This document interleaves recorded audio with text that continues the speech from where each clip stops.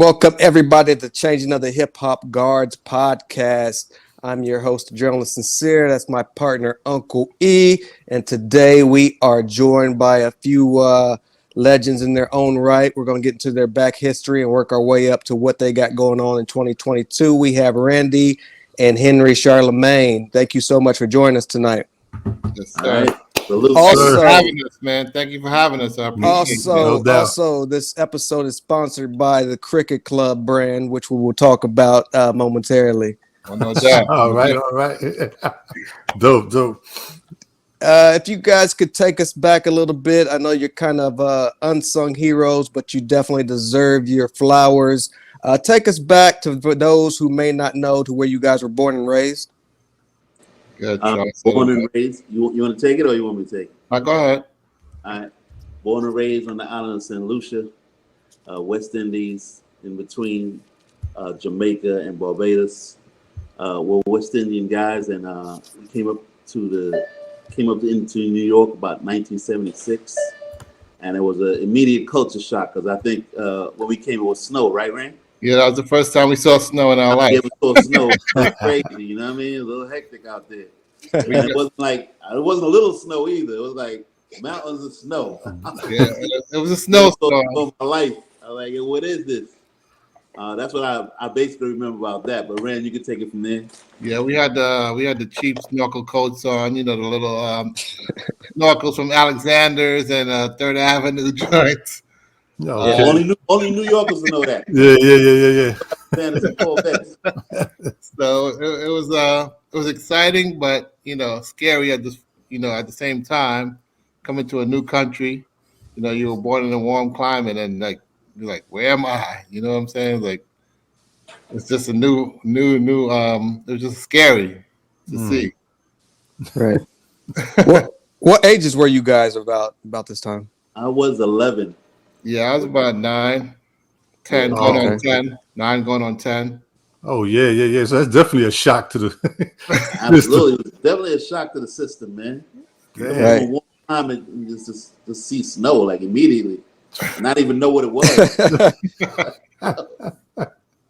So growing up, up until that point before coming to the U.S., what was the music and the scene like over in St. Lucia? Well, St. Lucia, I don't think it had like a national music like reggae or soca.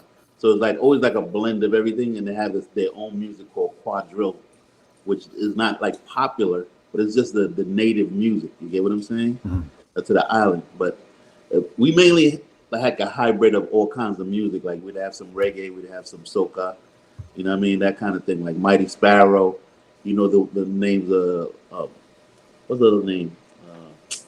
Damn, I forgot her name. Lord Kitchener, something Calypso Rose. These are old names. If you look them up, as like classic soca artists that we grew up on back then. You get what I'm saying? And believe it or not, we had some, Elton John infiltrated us. Yeah, I was gonna get to that. Is when they act like how we were introduced to American music. Yeah, right. John, and also they had a deep, believe it or not, Western country and Western conflict there. So we were influenced by that as well. But but the beats were always there. That you know what I mean? Right, because even rock and roll, right? It wasn't rock and roll a heavy influence there. Yeah, we had some Beatles, some right. Elton John, but Elton John was more because some of us frequented England back and forth, so that's where we were introduced to some culture there as well, some different culture. Okay. Yeah. Did you guys come from a family background of music? Anybody in your family play? Or were you guys interested in music as far as instrumentation at that time? I was always interested in music. They used to give me, little guitars and organs with the chords. I didn't know what I was doing, but I always liked playing music, just making believe, just playing it. And just to go back to the Elton John albums, when they used to have albums like Elton John and stuff like that, and other, I'm trying to remember the other artists, but I do remember the Elton John specifically because I was so interested in music. I used to read the back and read like everybody, like who did the drums, Nigel somebody, who was on, you know what I'm saying, the engineer. I was always interested in like who did what and how did this come to be. And you know, this is before Twitter and all this other stuff going Right. on. So you had to sit there and just imagine like how were they in the studio? Like how did they think of this bass line? How did they come together and, you know, make this work? So it was like you have to use your imagination a lot. So but that's it. Because you said you came to the U.S. at about what 11. 11, yeah. So you, at a very young age, you already had an interest in knowing the engineers and all of that stuff. Yeah, I was reading the back of Wow. albums back and forth because we didn't have like a large collection, but we had good enough that every album we got, I used to look at it. I'm trying to remember the album. I even remember the name of the album. It was the album with the "Someone Saved My Life Tonight." Yeah, that was like a famous song back home. We always played that song. Okay. And believe it or not, like Shaw used to make beats. Like before Dougie Fresh and all those guys, he used to make beats for his band. Like he was like, I'm like, what are you doing? Yeah. You know what I mean? Like, and we didn't have any instruments. You know what I mean? So, Right. I mean, he was destined for this. Dope. What do you guys say your relationship was like throughout your teenage years? Were you trying to work together on music? Did you have different avenues? What was your relationship like growing up? We were always close, as a close-knit family. You know what I mean? So my mom, she was working very hard, and she got us up to here at a young age, like 11 and 9, like you said, and we lived in the same house for a while. So we were always a close-knit family. So it was never like, you know, strained relationship. Just like, you know, just got together. I remember we used to do secret missions and steal turkey and bologna sandwiches. I mean, like just kid things, you know what I mean? Like, Yeah. went to the fridge, get the cheese, you get the bologna. I get the bread. Me, Rand, our brother Al, and my sister Edie.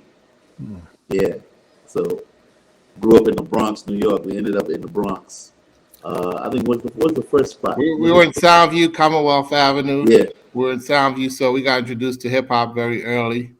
Culture Shock, Yeah, I was just gonna say, talking about cold, you talking about the snow, but then your snow and Soundview. Yeah. It was a double. Damn. We got hit very hard early. We got smacked both sides.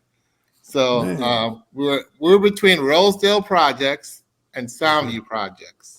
Wow. On that road on Commonwealth Avenue. So we got introduced to both. It was a crazy era down there. Right. How did you guys adapt, like going to school and that atmosphere that was going on? Because we're talking about around what year was this? Around 76. Oh man, damn. Yeah. So listen, I saw the evolution of hip hop. I saw the street lights being plugged in, Yeah. the ropes being tied, keeping the crowd out, the DJ plugging in and everything. You know what I mean? There was we was like PS 100, Steven I had 131 area. Yeah. We saw the flyers, the classic flyers with the stars coming out, Busy B, Starsky, and all those guys rocking out there, Wow. They were all trying to up rock and Africa Bambaataa, that was the area, Soundview Project. Yeah. Project. That was the heart of hip hop. Yeah. No, we grew up in the essence of hip hop, so we adopted very quickly. Although our accents gave us away, Yeah. we got chased many times by Americans. They're like, "Oh, you Jamaican guys," You remember back then, nobody even took time to even know what island you're from. Once you say West Indies, you're Jamaican. Right. That's Say West true. Indies, oh, you're Jamaican. Yeah. It wasn't until later that they found out about Trinidad and Tobago Yeah, and all exactly. of that stuff. Yeah. Like you're Jamaican. I'm like, So all right. it was the same thing with Latins. You said you was, some type of Latin, they just lumped you into Puerto Rican. Yeah, It no didn't doubt. matter where you were from. Absolutely. Puerto Rican, same thing. Word. So, at that time, that's early on. You guys are now a little bit, 12 more or less, somewhere around that age. Hip hop is at its early stages. Right. So what was the first thing that grabbed, both of you could touch on this, but was it the art? Was the dance? Was it the MCing, the DJing? What was the first thing that grabbed you? Well, for me, I can speak on my side. My brother, Al, he was already up here. You get what I'm saying? So we just met him. So that was another culture shock because my sister and my brother, my older brother, was already up here in New York. So me and Randy are meeting them for the first time. and he was already engulfed in hip hop already. By that I mean like going to the parties, T Connection. I'm trying to remember the other clubs. I don't remember exactly all the other clubs, but I remember T Connection because it was on Gun Hill. I remember that exactly because he used to just go out there and like absorb all that stuff. And he used to come back and I was like, damn, he was like my hero. I used to follow him around. You know what I mean? Because I don't know anything. I'm from St. Louis. I'm like, what is all this stuff?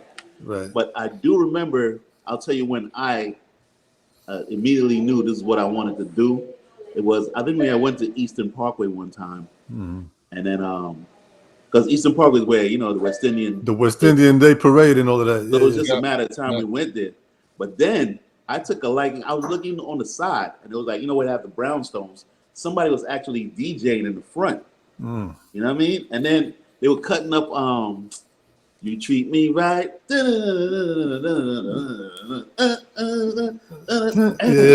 Oh my God, this is crazy. I'm like, I fell in love with that from right there. I'm like, yo, I gotta do this. I'm looking, I'm like, oh man, this is amazing. Look at him cutting and scratching and all that. And then next thing you know, my older brother started he got a set. He got the Technique 1200s, he got the mixer. And he used to buy the break beats because remember back in the day, you had to buy 2 records. 2 records, right? Yeah, so you could cut it back and forth.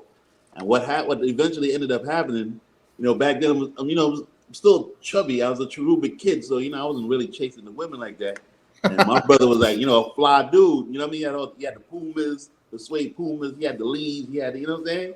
So he was out there. So when he go chase the girls, I used to go to the equipment. And that's how I got better at it. Cause like next thing you know, I got better than him on it, like, you know, scratching it up. And I remember I think the first thing we bought might have been Big Beat, the Billy Squire joint. Yeah.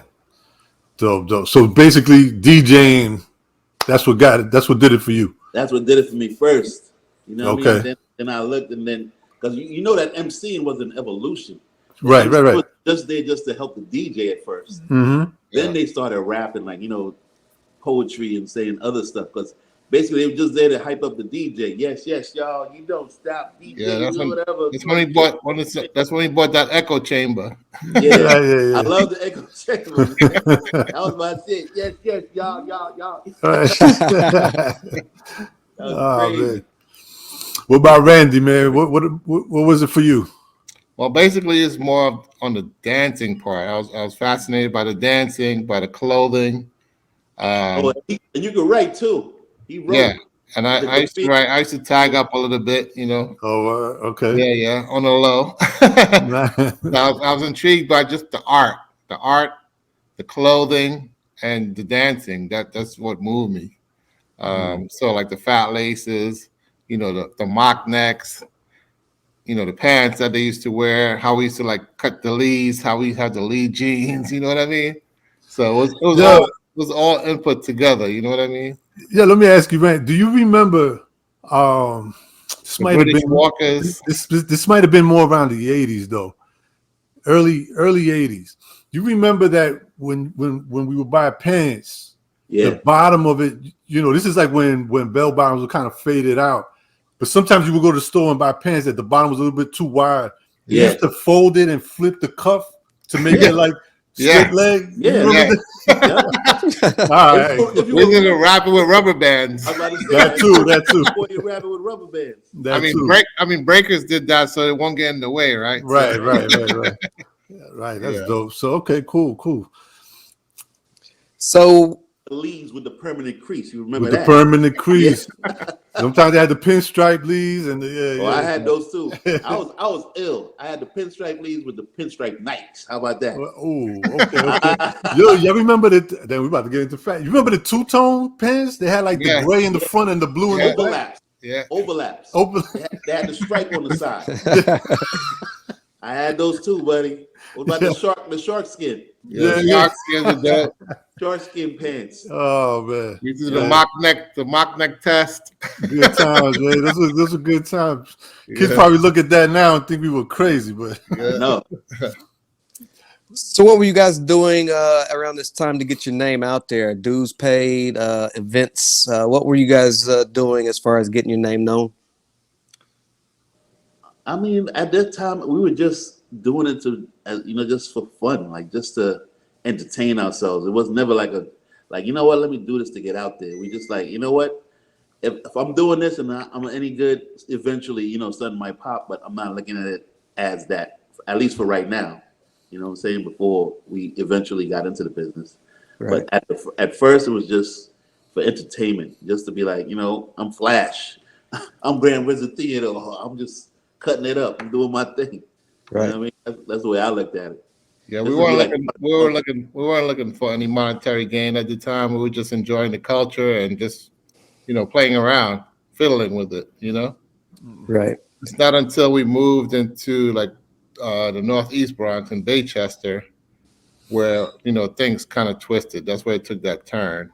Can you talk a little bit about that turn? Yeah, so we moved up there. We had our own equipment, like we moved into our home. You know, our mom bought us a home. She wanted us to get away from those projects because she knew the next avenue where we were going. yeah, She pulled us out of there. Thank God. So we honed in on our skills. Shaw was always in the basement, you know, DJing and everything. We met some friends up there. And that's where we kind of honed in. And our partner, Vidal, we met Vidal. He lived in the Northeast Bronx. And then he had an attic where him and Shaw, like, they got close and they were DJing, they were playing around. And V was more on the technical skills. Like, he knew the board. I didn't know anything about the board. You know, I just went up there. I was kind of fascinated, and that's where we kind of gravitated to hip hop, and that's where we got more MCs. And Shaw could elaborate on that. Can you before we go any further, can you give us a time frame? What year this is? that was around 1980. I remember. Okay. Because I was a smarty art dude too. I think I missed Bronx Science by 1 point. So I ended up going to Brooklyn Tech. Okay. And if you know the Northeast Bronx and you at 241st Street and you got to go to Atlantic Avenue, that's like a 2-hour trip, like to Philly. Right. You know what I mean? Like go to Neville Street to go to Atlantic Street. That's a crazy trip every day to go to Brooklyn Tech.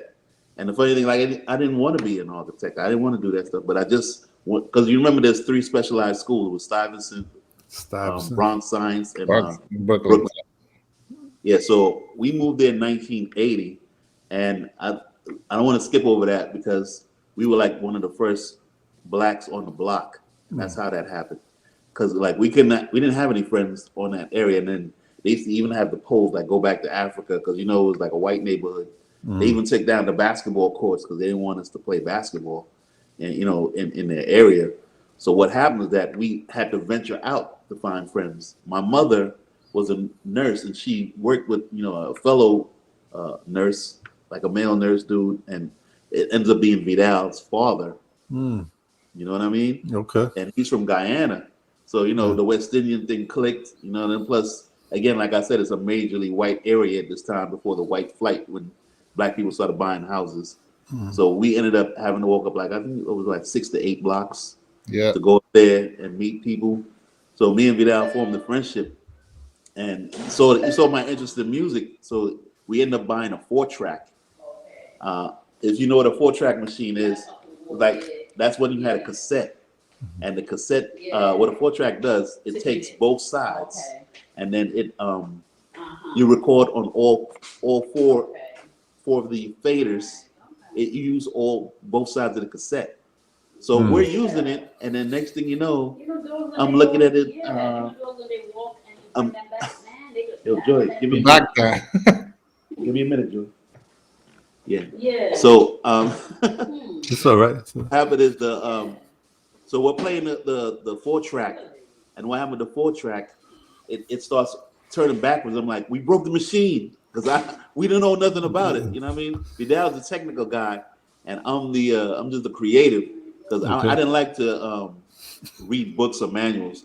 I was more like a trial and error dude. Like, all right, this works, that works. You press this works. You press that works. Yeah. Yeah.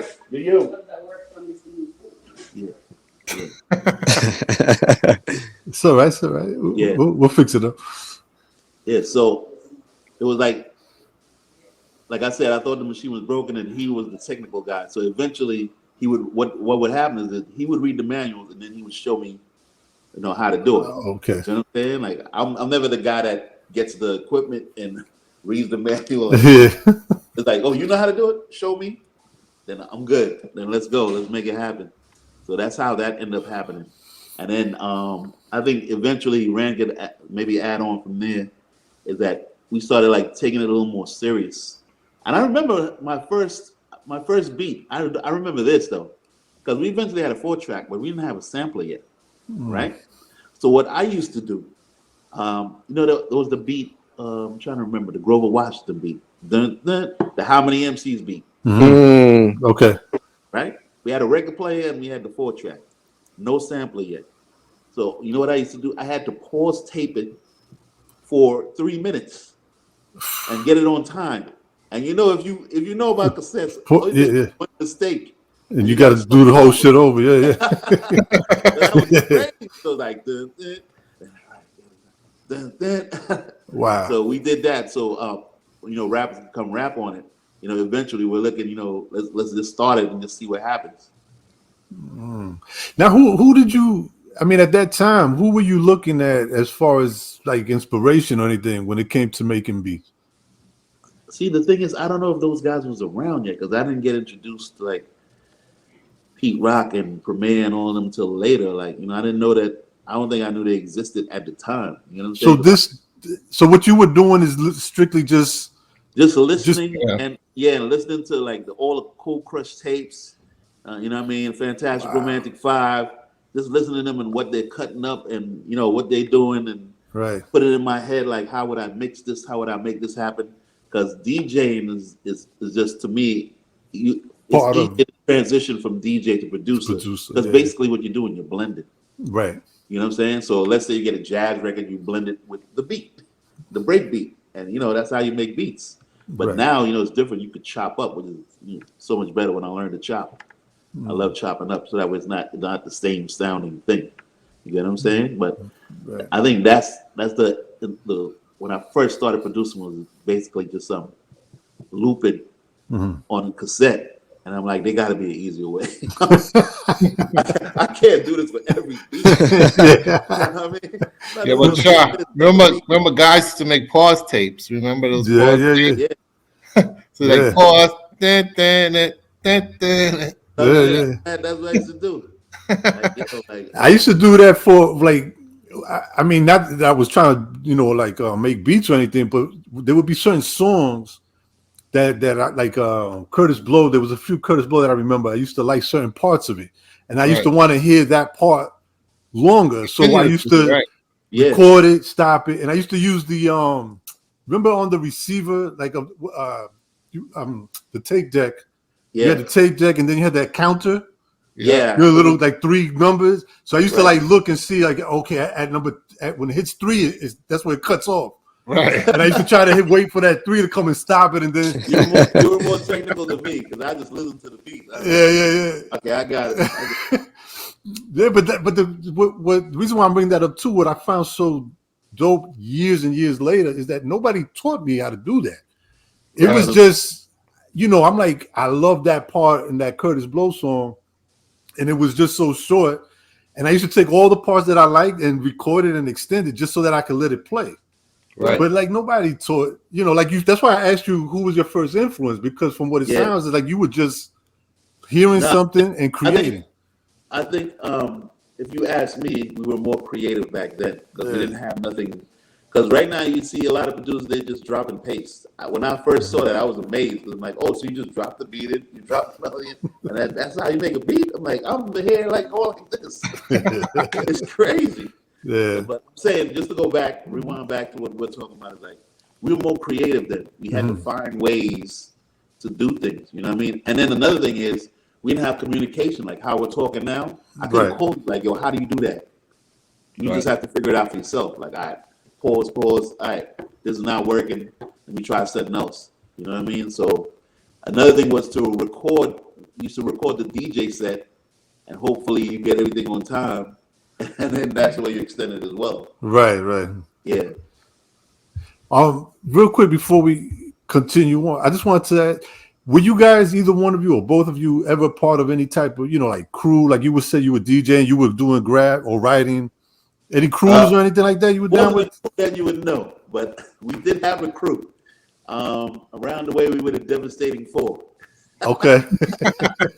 in the Northeast Bronx. We only had one battle and we won. Nice, nice. I still remember the routine because that's why I say even back then we used to sing, but it was hip hop singing, meaning that it wasn't perfectly on key. Yeah, yeah, yeah. It was just like, all right, I know what that song is. We had a routine to I think it was a Spoonie G rap. It was, of course, you used the Spoonie G for the bass, the bass beat, and then the thing we used for the routine was what's her name again? That good evening, everybody. One thank you, everybody, for shining your. So we made a song to that melody. Yeah. Okay, okay. It was kind of hot, man. Oh. So when we did a routine and they wasn't ready, they thought we wasn't ready. We did that routine. The lady's like, yeah, Devastated 4. That's crazy. Yo, that song that you just said though is one of my favorite songs that I used to hear. Like when cats was doing the blends. Yeah. They used to blend the hell out of that song with a hip hop beat. There's one out there. Thank you. Yeah. Everybody. There's one out there to Rakim and Eric B. I know her name. I just forgot it, man. It starts with an A. I know that. Yeah. Damn, that's crazy. You just took me. Wow. So what about you, Randy? You any graph crews or? No graph crews. I was just dancing? Solo doing it. You know what I'm saying? Just following. Trying to get up there. Got you. I never tagged on trains or anything. It was more books, more in school. Right. Yeah. Okay. All right. So characters. Oh, you were nice with the characters? A little something. Yeah. Okay. Nice. Characters. I'll give the flowers. The characters with the fat laces. It was easy. Right. With the big gazelles and the oversized Kangos. Yeah. Kangos like to the side. Yeah. Do the Kangos. You had to do. You know what I mean? Nice. Big sneakers. Right. Yeah, I don't know why everything was so like exaggerated. Certain things. The gazelles were always huge. Yeah. Yeah. Came out dope though. Hell yeah. It was dope. It is. I like the talent that some of these cats have now that they're making like these actual figures. Like they're taking those drawings and bringing it to life. Yeah. And they're doing like I guess it's out of like ceramics or whatever. But that's pretty dope. So now catch us up. So now you're getting into the beats. You're getting a little bit more serious. Right. So now you guys are like trying to say like, hey, maybe we could do a little something with this and all right. So take us through that a little bit if you don't mind. All right. So finally, I think we got the 4-track down and we understood what was going on as to how it works. And so now we're like, all right, we figured that out. I'm making beats. They're coming out all right. Now we need an artist. Let's try to figure out an artist. So then my man, I think it was a friend of mine's brother, Fitz, knew a guy named Small Z. And he brought him up to the studio. And he was my first artist. And I still remember the beat he was rhyming on was Isaac Hayes' Joy. If you know that break beat, then you just go check it when we get off. Isaac Hayes' breakbeat Joy. Puff uses it a lot. It's a dope beat. It's a nice groove. And then I think he called it Ain't No Slow Jam. So he was the first artist. And things were going smooth, and Fitz was the manager. We thought we were moving around, and Smalls just got caught up. You know what I mean? He got caught up in the streets, and he ended up doing some time. So I'll let Rand take it from there. Yeah, so as the time goes on, Shaw accumulates more artists. I think my man Wayne Dante, he's from St. Lucia as well, and he started going to BMCC where he met Mr. Voodoo. He met Mr. Voodoo. He's like, yo, you sound dope. I'm working with my man up in the Bronx. I can bring you up there. Let's see what can happen. So Dante brought Vu up there. The rest was history. Like Shaw was like in love with the flow. And as time went on, Oh, I had L Swift too. I can't skip over him. Oh yeah. So a friend of my mom's, they worked together. His mom and my mom worked together, and he used to come over to the thing all the time, and like rhyme me from like 12 years old. He used to rhyme, and I was amazed because he used to have the patterns and stuff like a Nas at that young age. Like you know what I'm saying, like he could, I wouldn't say mimic, but he's like he could do it if he had to. You get what I'm saying? And I'm like, Right. Right. I've never heard nothing like that. Like, wow. Because he rhymes totally different now, trust me. Back then, he was like on some other stuff. Like, he read the dictionary backwards or something. Like, he was on some extra stuff. I'm like, yo, man, this dude is nice. So I had the young dude, L. Swift. I had Wayne Dante. And then Dante brought Voodoo. And I think eventually Vu brought Tim. And I Yeah. think, I don't know who brought KA. I know y'all know about Ka too. Okay. But he was down Yeah. with us as well. And he had a partner, Abro, who passed RIP. We had this other brother, G Blast. His stuff was unorthodox, like a freeway style. You know what I mean? Because he was, I used to have, because what used to happen was all these rappers came up there.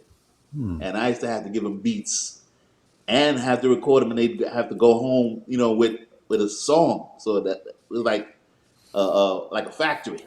Right, right, Right. right. Keep it moving, you know what I mean? So he was the only one that had the hard time doing the beat for because he never rhymed on the one. He might have rhymed on the three and rhymed on the five. Because I'm like, the way that he wrote was crazy.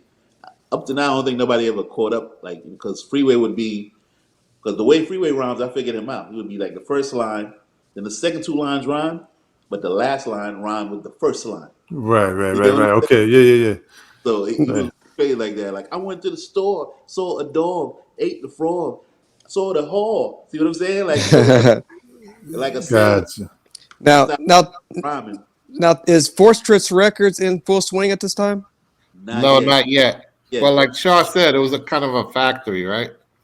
So I came in, I'm like, damn, there's a lot going on up here. So I came to V and Shaw, like, yo, let's do this label thing. And what influenced the label thing was like, I was going to school at the time at Baruch College, and I used to read a lot. So I picked up a Black Enterprise magazine. I think it was like December 1992. I remember that magazine where Russell Simmons was sitting on a Rolls Royce. I forgot what college it was, like an HBCU college hoodie. And it says, oh, this guy's like making millions. You know, it was Def Jam at the time. And he was like, he made rap, you know, consumable to the globe. I was like, wow, we could do this too. We got a factory here, so let's try something. It wasn't more for the money, but it was more like an opportunity to showcase what we have. Okay. So now, because some of the members that you were talking about, I'm assuming that eventually that became Natural Elements, correct? Yeah. So what, like, how long between the time that you met these artists to then you guys figuring out, let's make this a group, name it Natural Elements? What was the time frame? Well, I was saying like 93 was founded, right? So in 94, the next year, that's when we did like a whole EP. Okay. And we did an EP with everybody. Like we featured everyone. So we could say which one is the person that's gonna hit, right? They're like, let's put this out and let's see who hits. This was like coming out the trunk. I wasn't making any money. It was like just investing my own money, waiting on 57th Street for the disc maker's truck to drop off my records, to put it in my trunk. And then, you know, selling things on consignment, going to Rock and Soul. Hey, here's 40 records. Call me when you're out. Going to Harlem. Hey, here's 25 records. Call me when you're out. Right. Different moms and pops, you know, and then flipping that back to reinvest into the next project. Okay. Yeah, it was just a circular firing squad because no one really made it. It was just buy records to sell records, to buy records to sell records. Because you remember at that time, you also had the street element, dudes that's out there like Jay-Z and other people who could like outspend you in a minute. Like there was no way that you're gonna keep up with that. But we just wanted to make some noise, let people know that we were around. But I don't know if we did we do the Voodoo record first or that was after the compilation? I think that was after the compilation. So the reason why we came up with the compilation was, like you said, we have like 8 MCs or whoever up there. So like, you know what? Let's do a compilation, and whoever sticks out, they'll be the first artists that we push out there. But still on the compilation, there was some good stuff, like the L Swift record. We had a Posse record that I sampled from that was the Birdman show. The Galaxy Trio. Okay. Okay. You know what I'm talking about? The old Birdman cartoon. Yeah. from that, and I was like, that's what I'm talking about. Like I did my homework. Like, you know what I'm saying? Just to find stuff to sample and to sound different. But Elsif had a song in there that took off. I hate that I don't remember half of the stuff.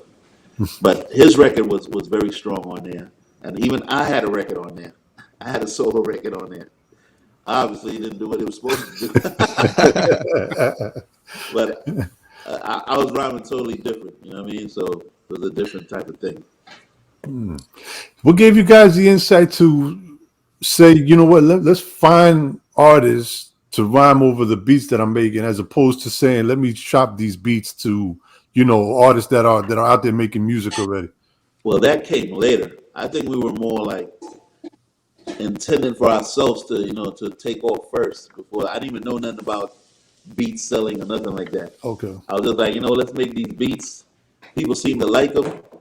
Let's just see what happens. Let's just continue to do this until something pops off. You know what I mean? So it was just, let's concentrate on my own guys. Because I'm like, I hear these records, but I'm like, I can't get these artists. I can't get to like a Nas or whatever. I don't even know how to do that.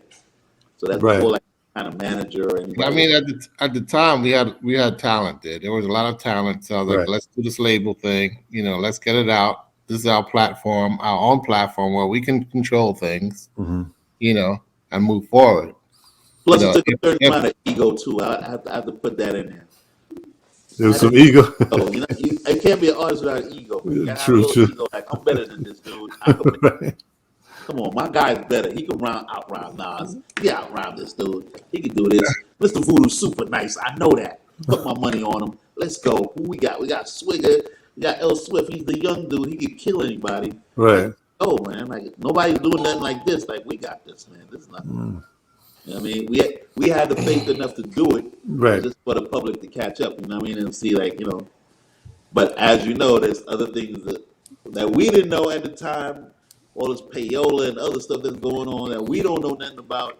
Well, like, these dudes' records getting spins. Well, not. We might get 1 spin, 2 spins. But we were big on the underground, though. Do you guys feel that you get the credit you deserved as being one of the first underground labels? Because before Raucous, before Def Jux, maybe even Duck Down at the time. Oh yeah. You guys never get mentioned. I get mad about that too. But a lot of people say that I wear my feelings on my sleeve. So a lot of times I don't even speak on it. But it's like we never get the credit. We were one of the first underground labels. And I think we showed the way. We just didn't have the venture capital to keep it going. Because everybody had like a 9 to 5. Everybody had a regular job. So to do that, it's insane. You know what I mean? So eventually it's going to be like, do I pay my rent or do I buy more records? You know what I mean? So, and things happen. People have families. They have other responsibilities. So you can't just continue. Because my thing is like, it was a dream just to make it happen. And it was good. Then, everybody gets into the mix, and you have managers who say this and do that, and everybody. The thing is, once you start something, like everything is smooth till someone sees you're moving, then they want to jump in and try to tell you which way to do it. Right. It wasn't even here when we were doing it on our own. Right. Now you're coming in like, I think we should release this single. And do this. Right. Nah, my man, what are you talking about? And, yeah, so I mean, we pushed Mr. Voodoo because we believed in him. He was, he's an ill lyricist, and he made noise, and we had the balls enough to release that at the time when Nas released his album, and Biggie released his album, and we were in the mix. You know what I mean? And we were recognized. We were recognized by by the Source magazine. Big up to Riggs Morales, big up to Motherland Carlito, Selwyn Hines. All those guys used to go to their office. I was back and forth in their office. I was hitting them with tapes. And when they heard it, we kind of... Before you go there, Rand, let me explain this on the first record. First record was Come Off Hard. Yeah. We used the Big Daddy Kane sample. So I did that beat. Everything is great. But here's my mistake. Voodoo's nice, without a doubt. We know that. But the record was 6 minutes long. I'm like, oh my God. Because, you're just doing music. You're not thinking about the radio format. I wasn't thinking. And then eventually I look at the label, like I said, you look at you learn. I'm looking at the songs. The songs are 3 minutes, 4 minutes. Like, how did we do a 6-minute record? The only records that were long, if you remember, was like when rap first came out, and they weren't Super rhymes and yeah, yeah, those yeah, guys. yeah. It's Right.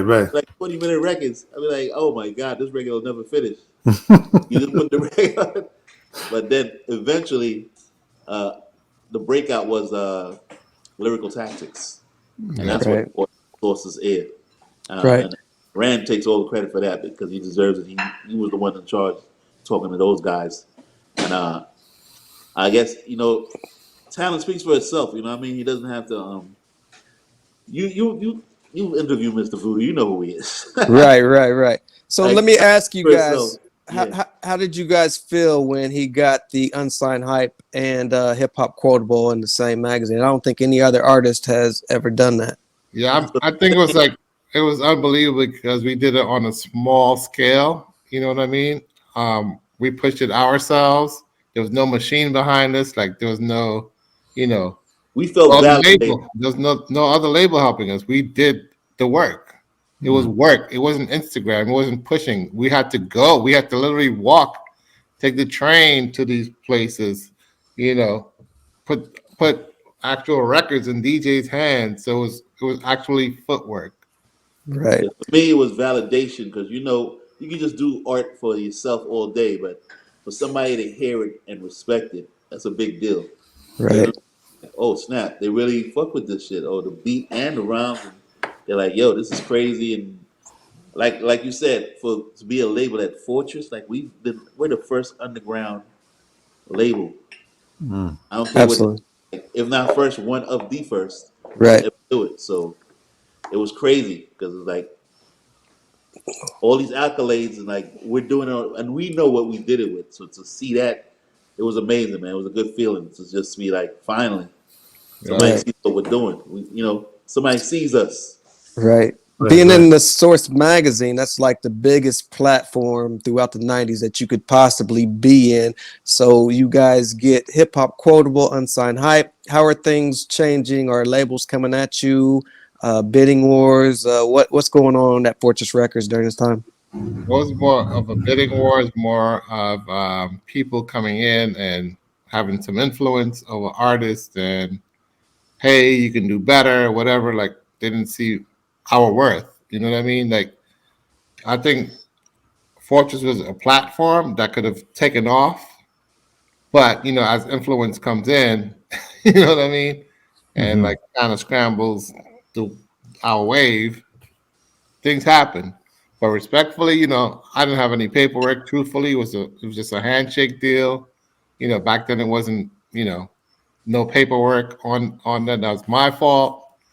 I take That was no one's fault because you but expected more because I mean, it wasn't all that. It was just a group feeling that hey, we're gonna do yeah, this together. You know what I mean? Right. And once you went your way and or whatever way you thought was better, all hats off. At least I had part of that. You know what I mean? Right. So what's going on with the momentum? It seems like Mr. Voodoo's got serious momentum. Why no whole project following this? do you want to just tell the truth or you want the second half first? We want the truth. We want the Say truth. the truth. You know what I Gotta mean? keep the real, man. It was his manager at the time, Trevor.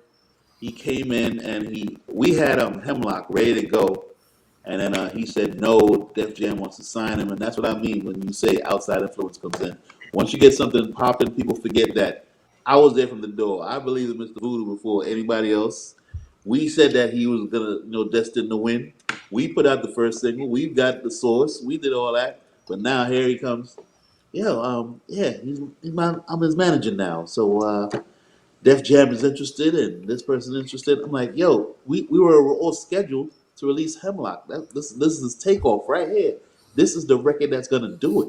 Yeah, it was a constant tennis match, and I think that Hemlock could have competed with that Nas album at the time. We're talking 96, right? Yep. Yeah, That could have competed heavily. I mean, I had crazy strong record. belief in that. It was a crazy record, and it could have competed heavily on that level. Let me tell you a secret about Hemlock. Hemlock is about, I want to say, 4 to 6 samples together, and my drums playing. I'm chopped up drums, plus me using 4 to 6 records and making them blend together, making them sound like one record. Because it's not like off key or off tune. When you hear it, it's like the Bob James sample into the jazz sample, and eventually Pete Rock used the same sample for AZ. Trying to remember the song. Rather Was it rather unique? rather unique. No, I thought that was Because it was the same jazz sample. And I'm like, oh snap! That's when I realized that you could bite people. Because back then biting was a big deal. Like you don't bite other people's stuff, man. Like, like why you biting somebody else's sample? Like why would you do that? Like you do your own thing. You find your own digging stuff. Right. I was like, yo, that's Hemlock. Trying to remember the song. Could have been rather unique. No, it wasn't rather unique. Anyway, I know that he bit that song because you got to remember we're underground at this time. We were heavy like '89, Martin Moore, Mayhem, Stretch Barbito. Meanwhile, these other guys are mainstream, Hot 97 or whatever, gets playing Pete Rock stuff, Premiere stuff. So it's easy to just bite something from us. Nobody knows that you took it from there. And you just, oh, wow, this guy's amazing. Right. So what's going on at the label? Does he immediately pursue the Def Jam deals or Natural Elements album in the mix? What's going on around this time? Yeah, I mean, it was hard to take the L. You know what I'm saying? Like, he believed in his in management, and I was happy to be a part of his evolution, and I ain't gonna front. I was mad. Just move forward. You know what I'm saying? Move forward. Oh shit! I was mad, man. I'm like, nah. We did all this work, and this guy's just gonna jump in and. I mean, there was no paperwork. It was all trust. It was all handshake deals. You know what I'm saying? Right. I was just gonna say, I'm assuming going through all of these things that you're talking about and describing, this is where you start learning a little bit more about what's really going on in the music industry. Yeah, no doubt. Right. Yeah. No doubt. That's when we turned things around, and paperwork got involved. Did he ever explain to you why the Def Jam deal didn't materialize? I'm not sure what happened in that deal. I'm guessing Trevor. I didn't pursue it. Like let it be. Saying. I think he's a bit abrasive, so his personality could have rubbed some people the wrong way. You know what I mean? He was a cool dude, but he could be the type of people like you're cool and they're like, yo, this dude, like, all right, what he do? I'm not gonna get into it. Just like let him just do what he do, and we'll see where we end up. So right, you guys end up regrouping. What's next at this point for Randy and Henry?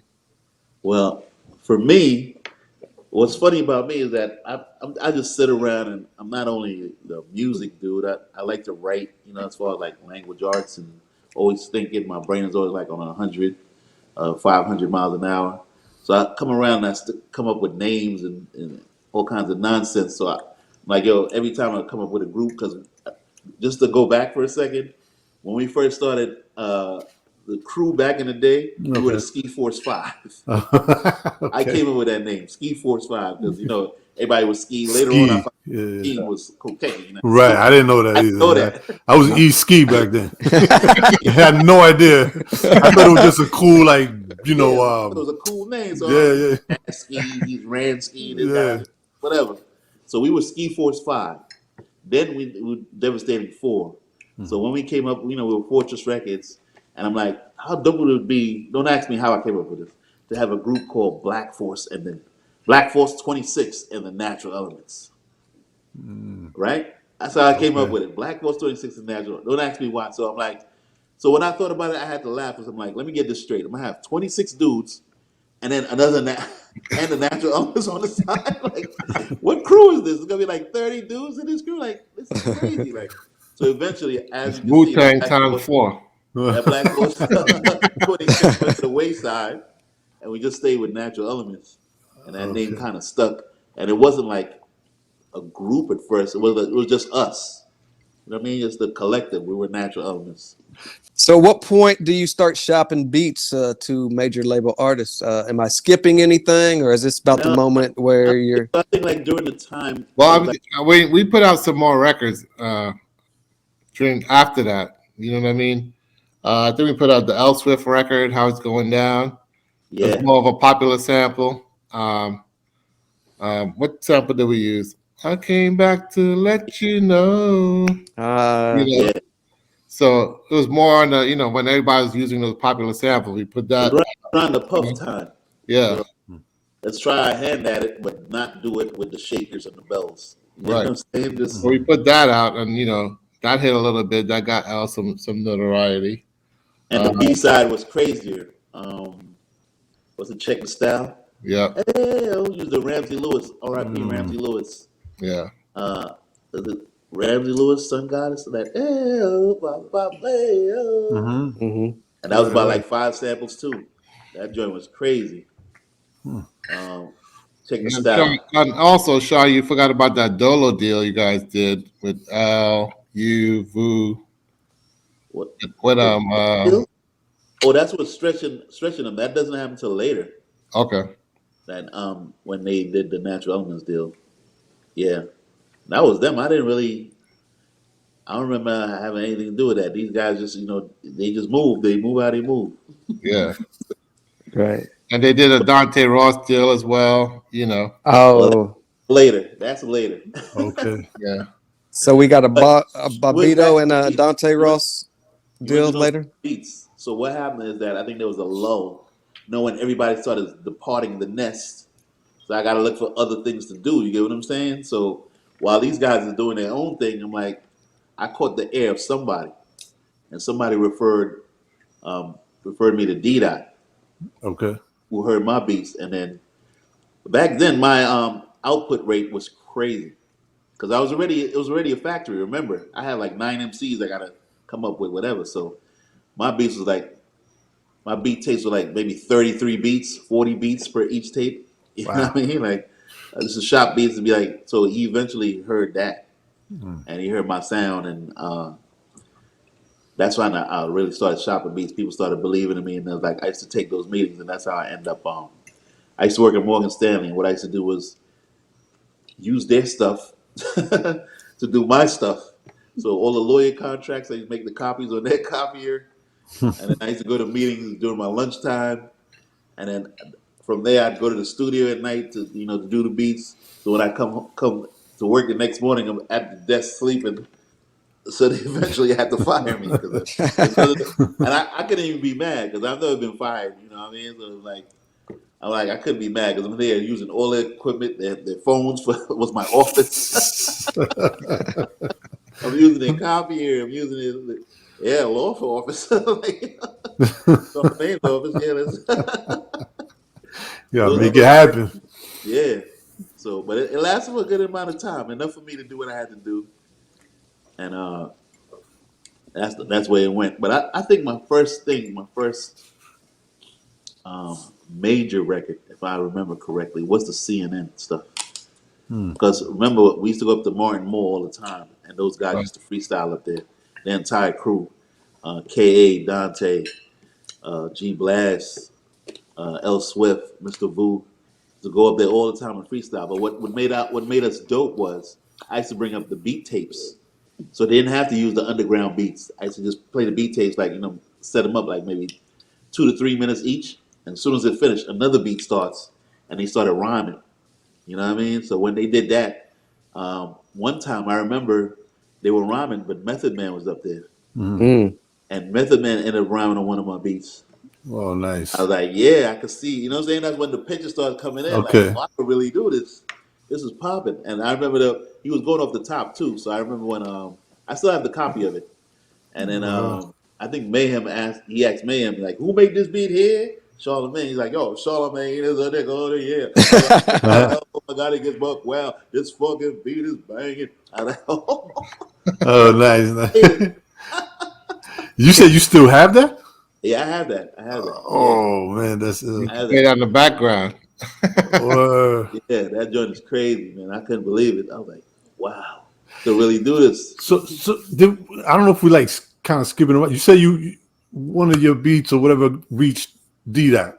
Yeah, but that was So I think that was before. What I'm talking about is before it even got to do that. okay, I was with Martin Moore at the time. Martin Moore and Mayhem, okay, 89.1 or 89.9.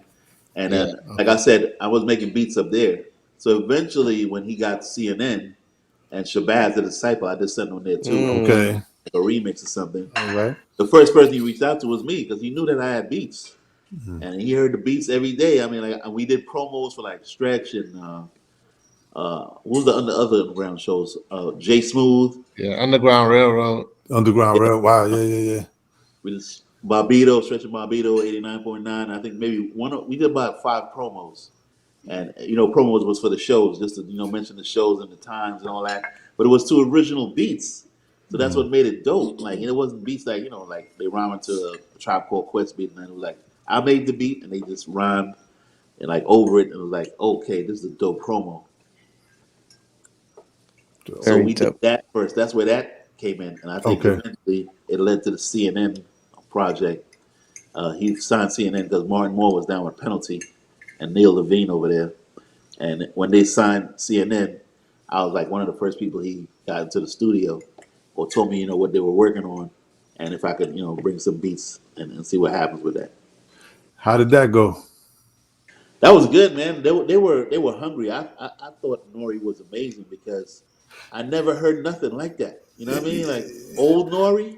Yeah. This guy is sick. I've never heard nothing like that. His cadence, his flow, his Yeah. tone, and then like just like smoke a bogey, put a bogey in your face. I'm like, yo, Yeah. Ashtray face. yeah. I'm Yeah. like, oh, like yo, this dude is crazy, man.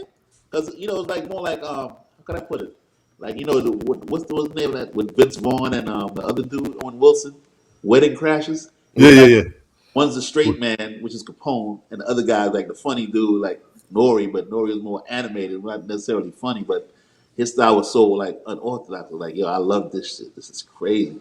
So that even made me go harder. Like hearing this stuff, I was like, I got to come back with some joints too. Like so, even if I had some joints, I went back and made more beats because I'm like, he inspired me because I was like, yo, this guy's because this is before all that. So people could say he could say Neptunes and all that, but I was the first one to believe. Yeah. Well, Neptune's, I think he talks more like on his solo type I know, thing, like he But made he should be mentioning you. first. Yeah. When you made that Married to Marijuana, that was crazy. Yeah, which Mm. nobody has. People don't understand how crazy that record is. I explain it to people all the time. They don't understand how crazy that record is. So that didn't make the album, obviously, because of this. It was an Al Green sample, and I think he was heavy into. He was Reverend Al Green at the time, so maybe he didn't want marijuana to talk about Yeah. sample. But what was crazy about that is if you know records, they are panned. Certain records are panned, so the bass will be here, the horn will be here. So what I did, I panned it all the way to the left, and then made the left stereo. You get what I'm saying? So to do that, like no one was thinking like that at the time. So you don't hear none of the stuff that was on the right. So you just hear because someone else sampled it, but you heard the whole record. You heard Right. the trumpets and all that, but mine doesn't have that. It sounds more gritty because I took the left and just centered it up, and it was crazy. And I eventually got. I forgot to tell you about the sample. The sample I got eventually was the Casio FZ1. If you look that up, that's crazy because it doesn't have a lot of sampling time. But the best thing about it was the filter. It had the most amazing filter. There's a filter bass. Because if you remember the Duck Down records, you can hear the filter, but you can kind of hear hints of the record within it. Okay. Filter I had, you can just bass it out, and the bass sounded perfect. Like I played it, or I had a bass player in there because the bass was Right. so filtered real nice. It's like, ooh, I love this. Only thing the sample rate wasn't great, so I had to always amp up the volume. You know what I mean? Right. The volume might come out a little low, but that was like a great machine. Like I mastered that machine until it broke. I just kept on messing with it till I couldn't no more. Or it had to be like just like a part of something. Like when I eventually got the MP, I still use it, but I use it more for like music and the MP for the drums. Got you, guys. What could let people know? So with the CNN project, what songs or what exactly did you? So as soon as you put the album on, that's me. Okay. As soon as you put the album on, that's me. Then I did a Halfway Thugs. Okay. That's when he was going at Prodigy at the time. Right. And then I did Married to Marijuana, which never made the album. Right. And I did an interlude, which I took. I remember the exact sample I took. I took it from this movie called The Rock with Nicolas Cage. Yeah. Yeah. And I forgot the dude's name, the other actor. Yeah. Anyway, there's a scene when he goes, "Remember CNN, Operation Desert Storm?" And I took that and I slowed it down and pitched it and played around with it and did like an interlude for them. And there's two versions of the album. On one version of the album is there, but on the second version of the album, they did the SWAT sample that Tragedy used. Mhm. It Okay. was a great song. That was Paradise. Okay. Yeah. So in place of my interlude, there's Thug Paradise on the second reissue of the record, which I wasn't mad because it was a good song. So it's cool. 'Cause it was a song, I'd have been mad, but it was just an interlude. Right. Right. So I'm like, I'm cool with that. If it makes the album work better, I'm good with that. Because that Wow. was the thing. They had the Closer and a different Closer. Oh yeah. Remix. Yeah, that's Yep. what happened. While Henry is finding his groove with the beats, what is Randy doing during this time? Well, I was still searching for more artists. I was still hungry for more artists. I found this other group with my friend Wayne Dante. We had 21 Guns. So they were like a kind of a Mob Deep, I would say a Rough Rider kind of mix, coming across like when delivering their message. And they got featured in the Unsigned Hype as well. When I let Riggs hit, I'm like, yo, these guys are nuts. You know what I mean? And what happened? Life happened, and one of them couldn't continue to write, and things went array on that. Right. Yeah. Let's dig into the discography. We'd be here all night. Yeah, for sure. You know what I mean? But I'm going to highlight some artists, some projects you guys have been part of. Just maybe give us the best memory surrounding that, or maybe a fun fact, something we didn't know about. You were part of the Lyricist Lounge Volume 1? Yeah. Yeah. I remember it was. I remember we went to the studio, and I think I wanted Ka on the record as well, but he ended up just doing the hook, just the Mayday, but for the payday. But I really wanted him on the record because I wanted all my guys to shine. But I guess that's Ka's story to tell as to why he didn't want to do it or whatever he wanted to do at the time. But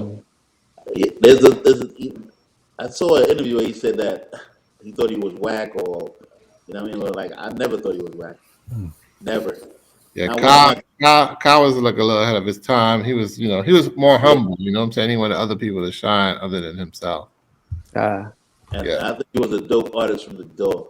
Him and his man Kosi, they were also part of the crew. Kosi was his producer at the time, and him and his partner Brawl, I thought, but they were amazing. We put out a record with them too.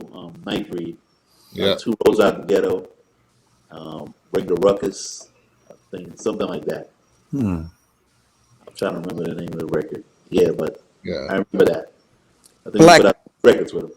Black Mass soundtrack. Black Mass soundtrack. That was when Natural Elements ended up signing with Tommy Boy. That was your track, though, right? Yeah, but what Okay. happened is that they end up being on this. That's when, for some reason, Tommy Boy feel like they could get in the underground. They tried to do like a raucous thing, but they didn't call it Tommy Boy. They called it Tommy Boy Black Label. Right? So I guess they gave Natural Elements a deal, which I had no part of. That was those guys doing it on their own. When they eventually became what they were, because before the incarnation of Natural Elements was Mr. Vu, Ka, and L Swift. That was the first one. Then eventually A Butter came into the fold. I think Ka fell by the wayside. Like I said, maybe he felt like he said let people shine. Ka is a different breed of dude. He just, like you said, maybe he was humble enough. He just felt he wasn't ready. So anyway, A Butter joins the group, and then that becomes Natural Elements. A Butter, L Swift, and Mr. Vu, and they end up getting signed to Tommy Boy. And that record I remember was like a super chop because you know how that is with sample clearance and stuff like that. So I'm like, I could do a whole different chop that they will never know where I got that record from. So I ended up learning a lot, you know what I mean? And this is around the same time I was working with D-Dot. So I saw different levels of production. You know, I'm a sponge. I sit there and I look at things. I'm like, and hear things. I'm like, yeah, I could do that. I could probably flip that my way. You know what I Right. mean? More influence, not copy. You know what I mean? Like, you know, I could see how I could flip that, but in my way, Right. Right. the same thing that he's doing. You know what I'm Right. saying? And Right. if you think about it, that's how all great art starts anyway. You copy somebody and eventually get Mhm. to your lane that, you know, Right. like you would do my own thing. Right. We'll jump back to your discography in a moment. Back to Randy. What eventually happens to Fortress Records? Are we missing anything, or did it just? Nah, Fortress Records doesn't. We just continue on. We did have a deal with Nervous Records that I think V kind of put that together. We released Dante's record on there, Buy Out the Bar. We also released there's this other dude from Baltimore that we released on there, but it didn't go too far. But you know, those were the two records that we released on there as well. Yeah, K Bomb and Everflow. Yeah, Bump this and I'm the one. Right. yeah. But what happened was, no, he had a good song called Chico. That was the B side. That was my favorite record. I knew a kid named Chico from Mexico, cooking it for Dicos, how he get dough. I'm like, Mm. ooh, as soon as I heard that, I'm like, yo, this is crazy. You get a minute to listen to that. That is like one of my favorite records I did. So I'm like, wow, this is crazy. And what happened was, unbeknownst to us, which is crazy, we signed a Nervous deal. Meanwhile, Nervous is having problems with Black Moon and Flex at that time. Because Mm. they were both on Nervous artists. But Mhm. if Hmm. you Right. remember our release party, that we had like there were people outside like throwing stuff or whatever, you know, like Nervous ain't shit, blah blah blah blah, whatever they were saying. I don't know. But I do remember there was a lot of ruckus outside.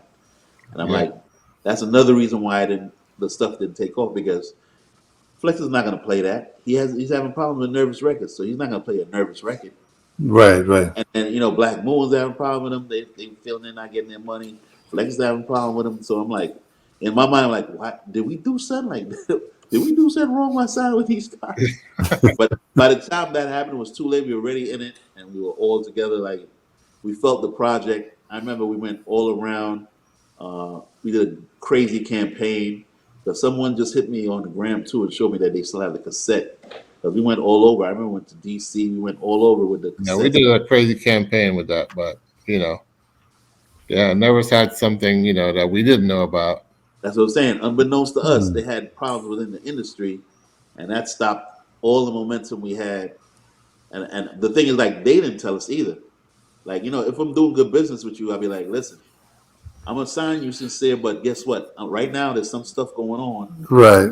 Maybe we can get through it, but just know, like, work with us. We could get through it or whatever. They didn't let us know anything. I found that out later. Like, you know, all this stuff is going on. I'm like, damn, if I knew all of that, you know, I wouldn't have took the deal.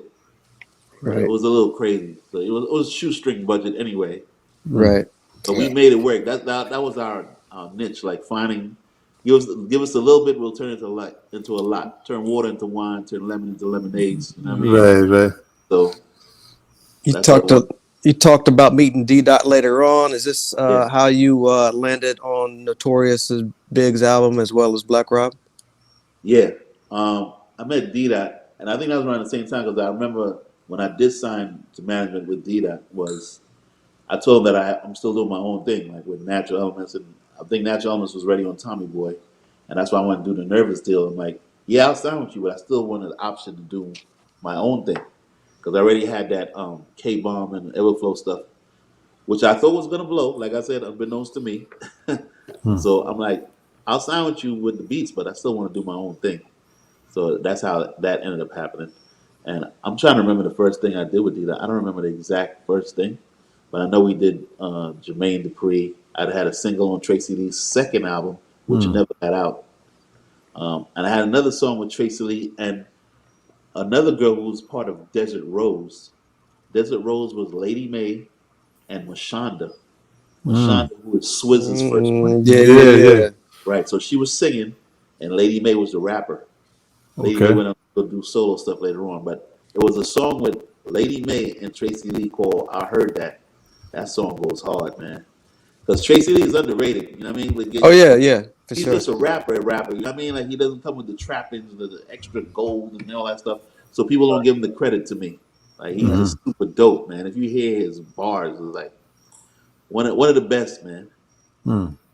One of the Seems best. like in the 2000s, the clientele started to change a little bit. Now we're we're getting to Mary J. Blige. What is the? You don't have to, I guess, give us the money, but did money start to change at a Yeah, higher rate? When money changed a little bit right there. okay, And I was working. That's when I think my deal with Dita was nearing end, and Missy saw me and she heard my stuff, and that's how I got into that situation with her. You know what I mean? But she heard the beats that I had, and she felt like she could use me. So we did that. Mary J. Blige. We also did Take That, Tori Carter, because she okay, ended up having her own label called Gold Mine, and she had Tori Carter, and I think it was Nicole Ray. Could have been. Nicole Ray. Yeah. Could have been. Mm. But she had that cowboy outfit on. I'm trying to remember the song, whatever. Yeah. But that's what I remember about it. But I know I did Take That, and I just did the beat. They did the song. I finally heard it. I'm like, yo, this is crazy. This is hard. And they didn't really add no instrumentation and nothing. So it's basically my beat. They just sang on it. And Missy did an amazing job writing the song and all that. The only thing that got me pissed was like they did the video without me. You know what I mean? And then you see Yeah. Timbaland playing the drums. People are like, Timbaland did the like, right here, yo. right. We'll get back to your discography in a moment. Go ahead, E. No, I just want to say, so because you get with D Dot, you do that, then you end up with Missy, Yeah. but you do something for Mary. Like it's still kind of within that same circle. You Yeah, know but what I mean? Because like, Missy got her own thing. Missy is a writer producer. right, but Like, was so Mary with Puffy at the time?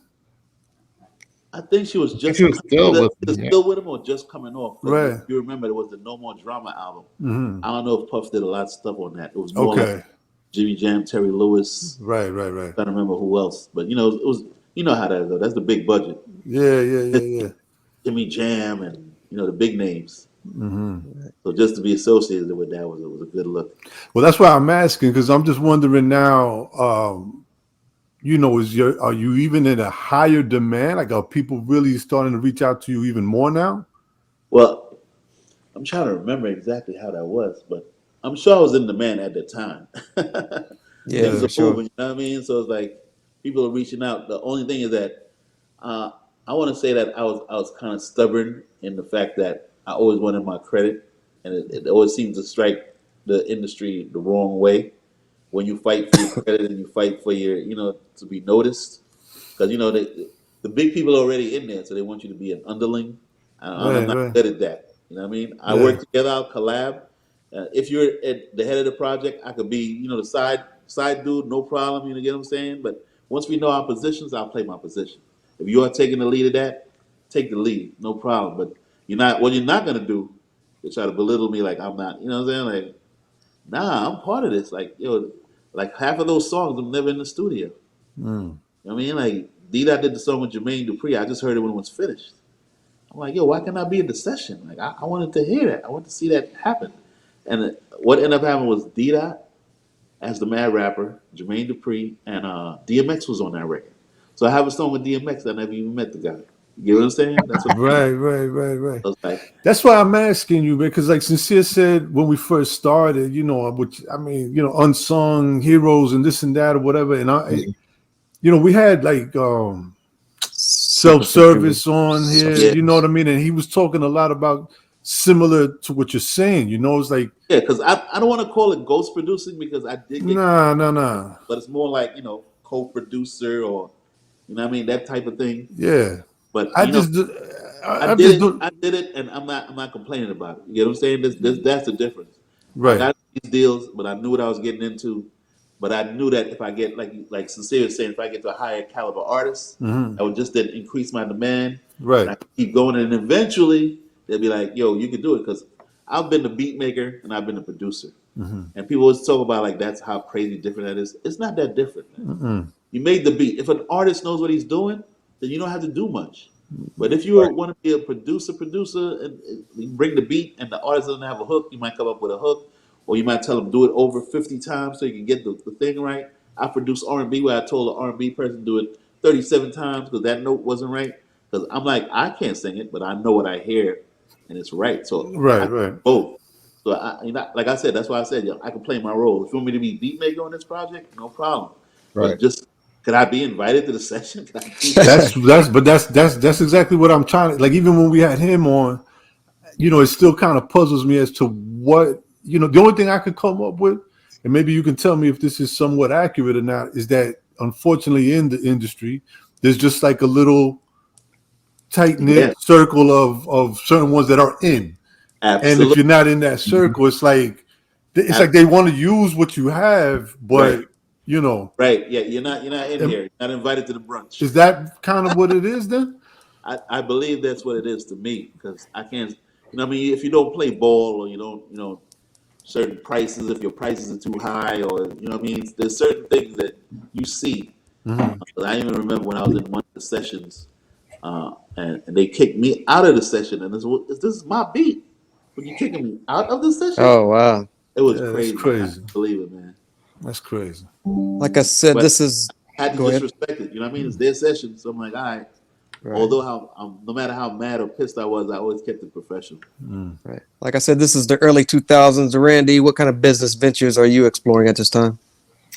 Well, at the time, I was like, you know what? I'm gonna leave the music alone a little bit. And explore some other avenues. I was focusing more in school, and me and my friend Dante, we came up with a brand that we were working on, and up to today, this is what we came up with, the Cricket Club. Very dope. We'll get into that in just a moment. Like I Okay. said, we could be here all night talking about your Oh yeah, no discography. doubt. I'm just going to touch on a couple more. Uh, Gift and Curse, Jay Z. Yeah. Oh, oh, that's a beautiful one right there. That's one of my favorites too. I have favorites that's major and favorites that's underground. That's one of my favorite joints. Um, I remember the CD. That's what I was dealing with my man. I gotta I give everybody credit that helped me out. I think it was Vic Medina at the time. He had a relationship with OG Juan, Okay. and I think at the time. Well, let me tell you the story. Let me tell you the story first before we even get to that. So what they used to do, they used to have make a beat Wednesdays or whatever. I would Mhm. bring your beat Wednesdays, and Guru and everybody was there. And then eventually, if your beat is dope, you get a shirt. But if you're not, you get laughed out. That's when Dave Dash and all them was there, so you probably get laughed out in the studio. Right. So I brought my CD up there. Like I told you, my output at that time was crazy. I brought up like 33 beats. They said they like three. I did the Soldier Boy three. Drake.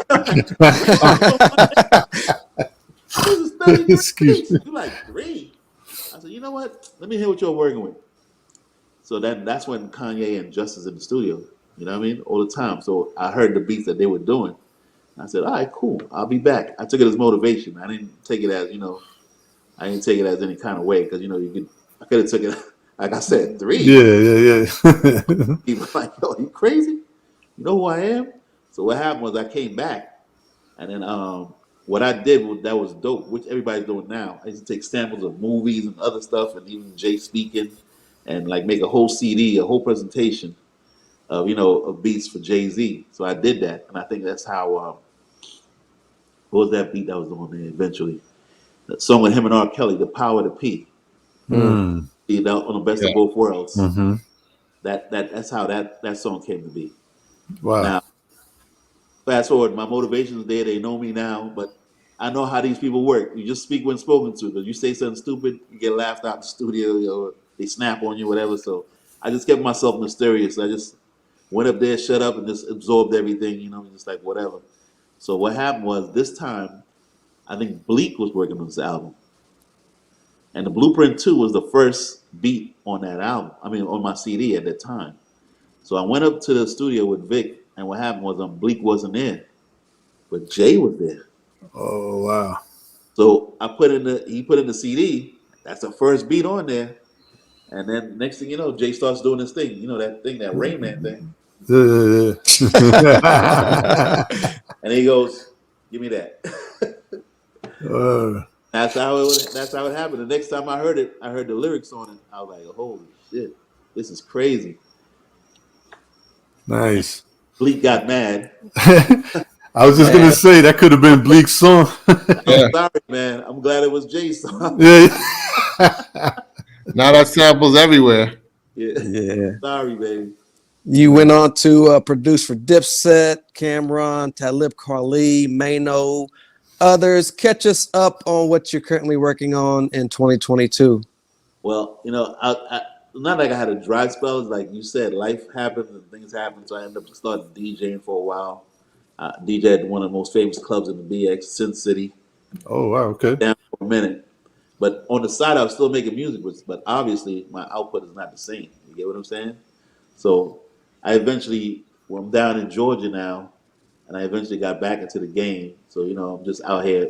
Same thing, I'm shopping a few beats around, but nothing I could speak on as of now as to like what it is that's going to come out, because I myself don't know, but there's stuff in the air. You get what I'm saying? And unfortunately for the music business, it sucks because once you say something, you can have everything lined up, and in the last minute they say we don't want it. Mm-hmm. Right. You know Right. what I'm saying? So I'm like, I'm not even gonna speak on it. I'm just gonna let it marinate for a second, and something come out. I'm like, hey, all right, here it is, Right. back in the game. You know what I mean? But I never stopped creating. I never stopped DJing. I never stopped making beats. It was just a matter of like trying to figure out like where could I fit in now, because I could do the new stuff. I could do it. I could do drill. I could do trap. I could do all of that.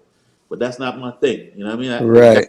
So I'm boom bap at heart, and that's where I'm gonna stay. You know what I mean? That's my thing. But eventually, I've done a couple of things of the trap type beats and the drill type beats. But I just did it as a challenge, like you said, Uncle E. When you Yeah. have mine, you're like, but like, all right, I could do boom bap, but can I do a drill beat though? Right. Can I give that a shot and see if I could do that? I'm like, Right. yeah. I just figured it out. Or can I do an Afro beat, remix? Yeah, I could do that. Right. Right. Just figure it out. Yeah, I've been seeing some of your stuff on your page, man. You Yeah, got some. You got some fire. I'm very diverse. I can do it all, but I'm boom bap at heart. Like that's what I want to do. You know what I mean? That's my main flavor. You know what I mean? And it's good to see like Benny the Butcher and stuff like that coming out, because that showed me that it's like the circle is turning back to those type of beats. Right. This fly bucket I got on is from the Cricket Club. Yes, It's sir. from Randy and his partner Wayne. Talk a little bit. You spoke on it earlier. We alluded to it throughout the interview. Tell us a little bit about the Cricket Club. Yeah. Cricket Club is it's a modern twist on on an ancient game, but a very respectable game. We try to make it more cool. We're more of a lifestyle brand that we're pushing right now. We're getting a lot of recognition right now. A lot of artists are noticing the brand, calling us for some pieces for their videos, etc. You'll see it pop up once in a while in some videos that are coming out now. So we're just pushing this brand along. You know what I'm saying? We're getting great response from it. It was inspired by by Ralph Lauren, because I was a big low fan back in the day. I had a lot of polo, a lot of stuff, so I can transcend or turn that brand around to something that I really like. You know what I'm saying? Like they didn't offer, that we can put our twist on. Right. So Where can people find it at? Go to cricketclubshop.com and you'll see our whole collection there. Okay. Yeah. you were saying about like it's also like a lifestyle, right? That you're trying to push out there. But what exactly is that lifestyle? Like, what does that consist of? Well, it's more of a vacation brand. You know what I'm saying? If you're going on vacation to a certain spot, you want to be seen in our brand. Okay. Because for some people that might not know about the sport of cricket, don't know that that's, like you said, it's a respectable sport. Yes. I mean, you're not like just coming out there in some shorts and a tank top. No. I mean, play the game. you can see, you go on our page, you're not seeing guys holding money to their head. Yeah. It's not smoking weed on the block. It's not that type of brand. Right. We've seen those brands come and go. We're not trying to be that. You know what I'm saying? We're small, off a longevity brand, Right. Very And dope. we provide quality clothing at that. It's not just cheap T-shirts or whatever have you. You know what I mean? We're putting thought into it. We have, it's a team of 4 that we're pushing, a lot. Like the output, from back then, we're putting it on the clothing side. Got you. And what's the website again? Cricketclubshop.com. Okay, cool. Yeah. Very dope. Dope. Gotta check that out, man. Get me a bucket hat. You got it. Come on, man. What kind of partner do I have? He doesn't even tell me his name. Yeah. Man. You see, this is I what got happens, you, man. though. I got What you, happens man. when people start veering ways. We had to hype it up so you would want one. So the hype is there, and we're gonna get you one. Got you. Yeah. Now I'm definitely gonna check it out. Some 30 years later, you've reconnected with Mr. Voodoo for the Audible EP. Can you talk a little bit about that project? Yes. So that goes back to that hemlock. He owes me a hemlock. I reached out to him, and I have my cousin. He was in the studio as a young kid. Looking up to my brother on the production side. He saw his evolution and where he's going with the music. So he was inspired by him to do music as well. We were honed in on his craft, just going on 4 years now, to transcend to where from his creation to now. And right now he's getting a lot of attention from a lot of artists. We got some down south artists. We got some artists from New Orleans. We have this young lady from Virginia that we want to work with. So we have a few projects coming out, but Mr. Voodoo is our primary project right now. We created our own spin on things. We call it an Audible EP. It's not the usual record that you're going to hear from, 1 minute to 3 minutes or through to 320, whatever it may be. We put our own spin on it. I think it's an interesting project. Absolutely. I've got a chance to listen to it. When will it be available, if ever, to the public? We're working on that. We had a meeting about it last night. Mr. Voodoo's very excited on it. He wants to, take his time to regularly, to execute proper, to the public. Right. So we're waiting on him. Very dope. We want to thank you guys this evening for allowing us to give you guys your flowers.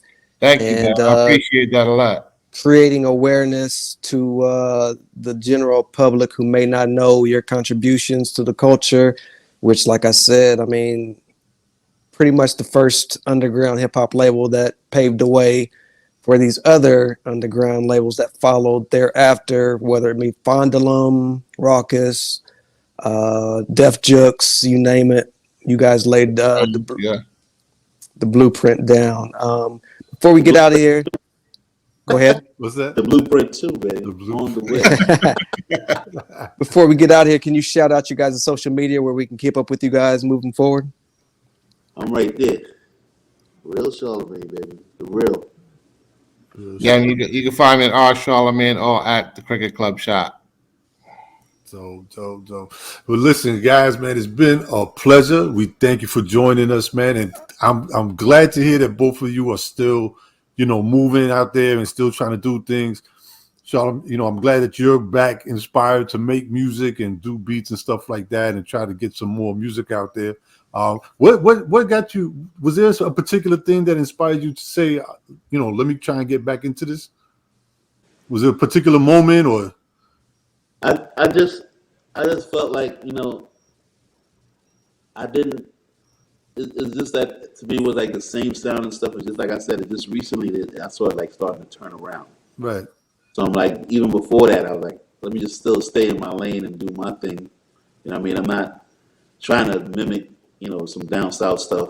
I wasn't big on all that stuff. I played it in the club. I understood the difference That's club music. Like even when I DJed in the club, Mm-hmm. I just DJed Sin City. But when I got in the car, it was brand new. You know what I'm saying? Like Right, I'm right, not listening to that in my car. right. I can't hear that in my car. What about bucket list artists that maybe you haven't worked with yet that you would like to work with? I think it's only one because you figure I work with almost everybody. Who's Um, that? it was like I never had a Nas record. I'd love to have a Okay. Nas record, but now that he's hooked up with Hit Boy, I think he found his sound. You know what I mean? I'm not a hater like yo. I need it to be on that. Nah, if this thing works, you know what I mean? I'm like, yeah, I'm kind of halfway there too. Because I think what's the first one? I think I I, like I when I think the first one. After that, I was like, all right, yeah. King's disease. This yeah. I is think the the first first one. one. I like both albums. I Yeah. like King's Disease 1. That's my favorite. After Okay. that, I'm I like but Magic. Magic's I pretty like dope. Magic, to be honest with you, more Yeah. than I do King's Disease. Yeah. I like King's Disease. Yeah. Especially It's not that he's bad. You know what I mean? It's not that Hit Boy is like Nah, bad. It's just it's like some of them kind of hit, and then yeah. I don't know. Been there. I listen. Yeah. Well, Shaw, you also got we have someone from Maryland that I found. I think I have a good ear for talent as well. We have this, Got to talk about my other guy, kid. Milton. We have Milton J. Yeah, Music. He's kind of a rock mixture. He can play the every rock rap instrument, hybrid. and he's dope. You know, Yeah, I Milton J, hooked baby. him and Sharp together, and they're producing some magic out there. Yeah, he's Cool. doing big things. You know what I mean? He hooked up with a crew of good people. We're just waiting to see. It's the same thing. It's a waiting game as to see like what's released, if my record's gonna be released, if the next guy's record's gonna be released. They're just trying to figure it out. But he's a great artist as well. Absolutely, Milton J. I forgot. I'm glad you reminded me of that. Yep. Dope. Man, for real, from the bottom of our heart, man, thank you very much Yo, for thank you, everything man. you've been doing. Appreciate you guys, man. Sincere, thank you for giving us our flowers, Uncle E. Appreciate Yes, you sir. guys. Absolutely. Yes, sir. And Uncle E, I want to shoot you the Mr. Voodoo project too, so you can have a listen, give me some feedback. Oh yeah, for sure. Definitely. And all your Definitely. cricket bucket. Yeah. No, sincere owes me that one. I'm gonna get it your way, baby. Yeah. Yo, Randy, I sent you a request on Instagram. I don't know if that's the easiest way to Oh yeah. And I'll send you my phone number as well, so Okay, you can keep more in touch that way too. All right, cool. And then I'll send you my email, and you can send it that way. Yeah, I don't know if you follow me. I don't. I'm following you, man. Yeah.